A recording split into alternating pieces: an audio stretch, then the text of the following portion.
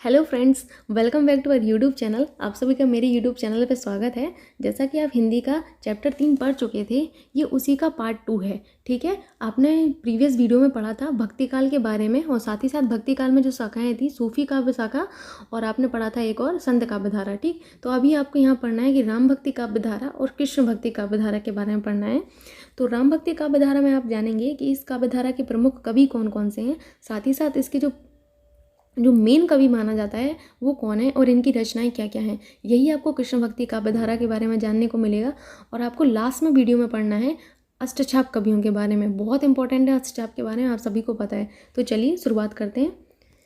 तो पहले जान लेते हैं कि राम भक्ति काव्य धारा के जो कवि हैं वो कौन कौन है। तो राम भक्ति काव्य धारा में हमारे तुलसीदास जी आते हैं, केशव दास जी आते हैं, रामानंद आते हैं, प्राणचंद चौहान और नाभादास जी आते हैं। तो यहाँ से आप पढ़ सकते हैं कि कौन कौन से कवि हमारे राम भक्ति काव्य धारा में आते हैं। अगला हमें तुलसीदास जी के बारे में पढ़ना है कि तुलसीदास जी का परिचय क्या है, साथ ही साथ इन्होंने ऐसा कौन सा महाकाव्य लिखा कि इनका नाम इतना ज़्यादा हिंदी साहित्य में प्रचलित है। ठीक है, तो जानते हैं तुलसीदास जी के बारे में जानते हैं। सबसे पहला जो प्रश्न बनता है हमारी परीक्षा में, तो वो यही बनता है कि तुलसीदास जी के पालन पोषणकर्ता अर्थात गुरु का नाम क्या है। तो इनके पालन पोषणकर्ता का नाम था बाबा नरहरिदास। क्या था? Baba Narharidas. Very very important for exam purpose. And इनके पिता का नाम था आत्माराम दुबे, इनकी माता का नाम था हुलसी। ठीक, अभी आपने रामचरितमानस के बारे में बहुत बार सुना होगा। तो जो रामचरितमानस महाकाव्य है वो हमारा तुलसीदास जी ने ही लिखा है। तो रामचरितमानस के बारे में आपको इंपॉर्टेंट सी चीज़ें जाननी है कि ये कब लिखा गया, साथ ही साथ ये किस भाषा में लिखा गया, किस शैली में लिखा गया, और इसमें कितने कांड हैं। जो मेन कांड हैं वो आपको याद रखने हैं। तो चलिए जानते हैं।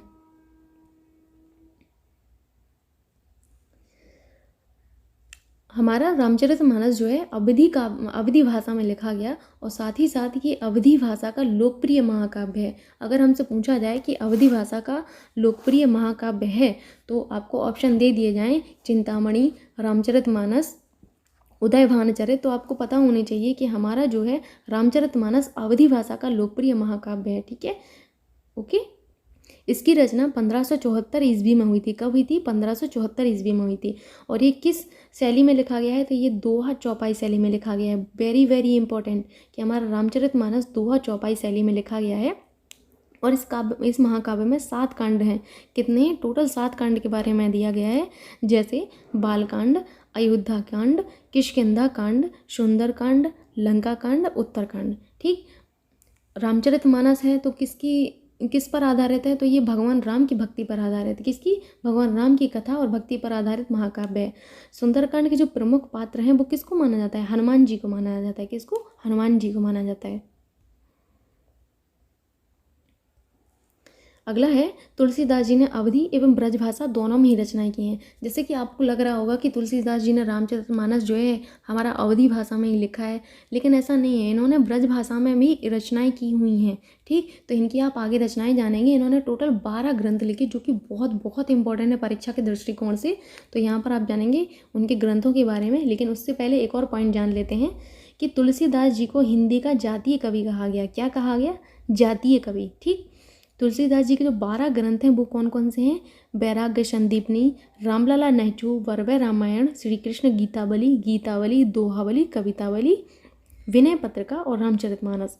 जिनमें से आपको विनय पत्रिका तो बिल्कुल याद रखना है, रामचरितमानस याद रखना है, कवितावली याद रखना है, दोहावली और वैराग्य संदीपनी। ये बहुत इंपॉर्टेंट रचनाएं हैं जो इनकी याद रखना ही है आपको। ठीक, अगला हमें पढ़ना है कृष्ण भक्ति काव्य धारा के बारे में। तो आखिर कृष्ण भक्ति काव्य धारा में कौन कौन से कवि आते हैं और उनकी रचनाएं क्या हैं, तो हम जानेंगे अच्छे से। तो कृष्ण भक्ति काव्य धारा में पहले कवि आते हैं हमारे सूरदास जी। तो सूरदास जी के बारे में कहा जाता है कि ये जन्मांध थे, लेकिन इनकी जो कविताएँ हैं ना, जो इन्होंने रचनाएँ लिखी हैं, कोई नहीं मानेगा कि ये अंधे थे। ठीक, और एक आपको जो स्टेटमेंट है वो याद होगा कि सूर सूर तुलसी ससी उड़वन केशवदास, अब के कवि खगोत सम जहतः करत प्रकाश। जब आप अलंकार पढ़ेंगे तो आप जानेंगे कि इसका मतलब क्या है, साथ ही साथ ये सूर सूर का मतलब क्या है। ये मुझे बहुत अच्छा लगता है, तो आप आगे जानेंगे। ठीक है, यहाँ पर हम लोग जान लेते हैं पहले कि इनके गुरु का नाम क्या था। इनके गुरु का नाम था बल्लभाचार्य। क्या था? बल्लभाचार्य नाम था इनकी। पूछा जाता है परीक्षा में कि सूरदास जी के गुरु का नाम क्या था, तो सूरदास जी के गुरु का नाम था बल्लभाचार्य। वल्लभाचार्य कौन थे? वल्लभाचार्य आपको पता होगा, ये अष्टचाप कवि की स्थापना जो की थी विट्ठलनाथ ने, उसकी 2 शाखाएं जो थी उनमें से वल्लभाचार्य भी एक थे जिनके 4 कवि थे, और दूसरी शाखा में विट्ठलनाथ थे जिनके 4 कवि थे, वो आप आगे पढ़ेंगे। ठीक, तो ये वही वल्लभाचार्य, मेरे कहने का मतलब यही है। इनकी रचनाएं कौन कौन सी हैं? सूरदास जी की रचनाएं, इनकी हर एक रचना में सूर, जो सूर है ना कीवर्ड, ये जुड़ा होगा, सूर। तो इनकी रचनाएं सूर सागर, सूर सारावली, साहित्य लहरी, सूर पचीसी और सूर रामायण। Very very important.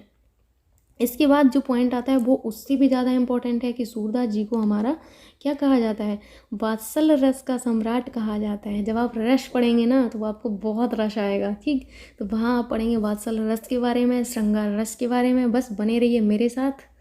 ठीक, तो यहाँ पर आप यहाँ जान लीजिए कि श्रृंगार और वात्सल रस का जो सम्राट कहा गया है ना, वो सूरदास जी को ही कहा गया है, और साथ ही साथ ये पुष्टि मार्गीय कवि थे। ठीक, अगला हमें पढ़ना है रसखान जी के बारे में। तो रसखान जी का तो पहले पूरा नाम जान लीजिए कि इनका नाम क्या है। इनका नाम बड़ा इंपॉर्टेंट है, क्योंकि हम लोग तो हमेशा रसखान ही बोलते आ रहे हैं, लेकिन इनका नाम है शैद रसखान। परीक्षा में जो प्रश्न है ना वो कई तरीके से पूछा जा सकता है। हो सकता है इनका पूरा नाम ही पूछ लें, तो आपको पता होना चाहिए कि इनका पूरा नाम क्या है, शैद रसखान है। देखिए, यूपी टेट की परीक्षा में कई बार तो टाइटल से रिलेटेड प्रश्न पूछा गया है। जैसे सुदामा पांडे का टाइटल क्या है? तो सुदामा पांडे धूमिल। ठीक है, इस तरीके से हमारे पूछे जाते हैं प्रश्न।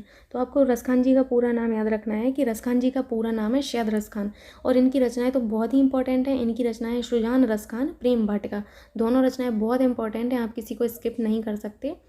और ये जो हैं हमारे किसके शिष्य थे? ये विट्ठलनाथ के शिष्य थे। आप आगे अष्टचाप पढ़ेंगे तो आपको समझ आएगा कि ये किसके शिष्य थे, विट्ठलनाथ के शिष्य थे। ठीक, आगे आपको पढ़ना है नंददास के बारे में। तो नंददास जो है इनको जड़ीय विशेषण से विभूषित किया गया था, और साथ ही साथ ये अष्टचाप कवि हैं। ठीक, इनकी रचनाएं कौन कौन सी हैं? इनकी रचनाएं सुदामा चरित, रस मंजरी, रस पंचाध्यायी। जिसमें से सुदामा चरित तो बहुत इंपॉर्टेंट है, जो आपको याद रखना है, और रस मंजरी भी बहुत इंपॉर्टेंट है। इन दोनों रचनाओं को आपको याद रखना है कि ये नंददास की हैं। ठीक,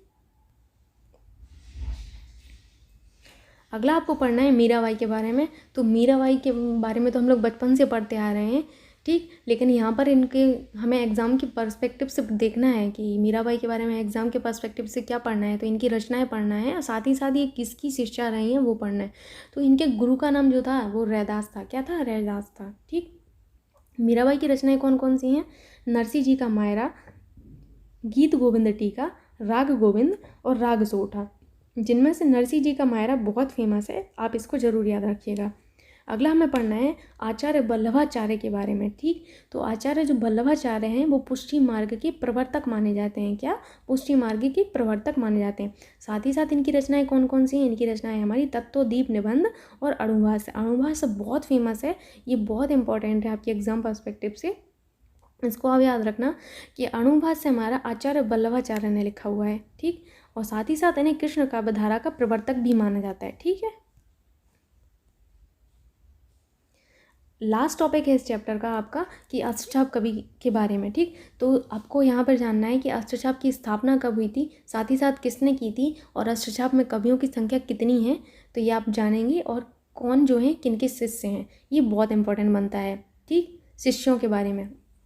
तो अष्टचाप की स्थापना 1565 ईस्वी में हुई थी। कब? 1565 में हुई थी। किसने की थी? गोस्वामी विट्ठलनाथ ने की थी। वेरी वेरी इंपॉर्टेंट कि हमारे अष्टचाप की स्थापना गोस्वामी विट्ठलनाथ ने की थी। और इनमें कवियों की संख्या कितनी थी? 8 थी। ये आपको याद रखना है कि इनमें कवियों की संख्या 8 है। टोटल कितनी है? 8। तो यहाँ पर 2 सेक्शन में डिवाइड किया गया है, वल्लभाचार्य के शिष्य और विट्ठलनाथ के शिष्य।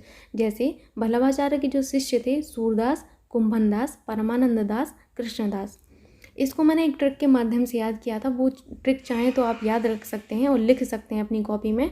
तो मैंने ट्रिक जो बनाई थी वो ये बनाई थी कि सूरदास जी कुंभ में स्नान कर परम कृष्ण की भक्ति में लीन हो गए। ठीक, तो यहाँ मैंने जो की पॉइंट है वो नोट कर लीजिएगा आप। जैसे सूरदास जी, तो सूरदास से मैंने सूरदास याद रखा, और कुंभ से हमने रखा याद कुंभन दास। वहीं परम से मैंने याद रखा था परमानंद दास, और कृष्ण से याद रखा था मैंने कृष्णदास। फिर भक्ति जो है ना, ये जो भक्ति लास्ट में हो गया, भक्ति की भक्ति में लीन हो गए। तो जो भक्ति मैंने बोला है ना, इस भक्ति को आप पकड़िए, ये भक्ति वाला टर्म।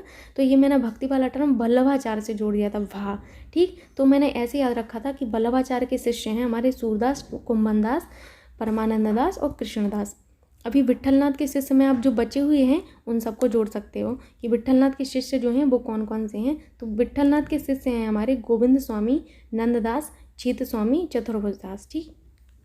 परीक्षा में प्रश्न इस तरीके का बनता है कि वल्लभाचार्य के शिष्यों में से नहीं है।